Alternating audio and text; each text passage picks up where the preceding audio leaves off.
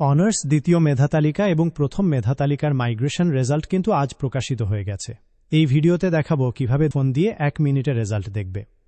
এবার আসি দ্বিতীয় মেধা তালিকার রেজাল্ট কিভাবে দেখবেন। তো এর জন্য নিচে ডেসক্রিপশনে দেওয়া লিঙ্কে ক্লিক করতে হবে।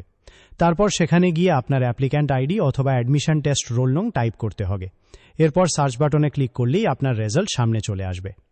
যদি আপনি চান্স পান তাহলে রেজাল্ট এভাবে লেখা থাকবে: You are assigned subject name in college name in the second merit list of honors admission 2025-26 NU authority।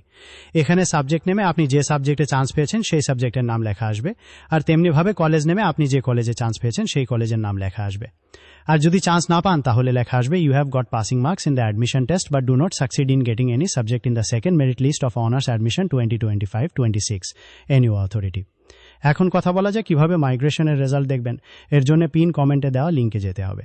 প্রথমত, যদি তোমার সাবজেক্ট চেঞ্জ হয় তাহলে স্ক্রিনে লেখা থাকবে ইউ আর রিঅ্যাসাইন্ড এবং তোমার নতুন সাবজেক্টের নাম দেওয়া থাকবে। এর ঠিক নিচেই দেখবে ডাউনলোড সাবজেক্ট চেঞ্জ ফর্ম নামের একটা অপশন আছে।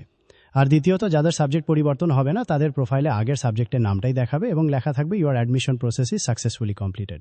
এখানে কিন্তু কোনো নতুন ফর্ম ডাউনলোডের অপশন আসবে না। তো এই ছিল আজকের ভিডিওতে।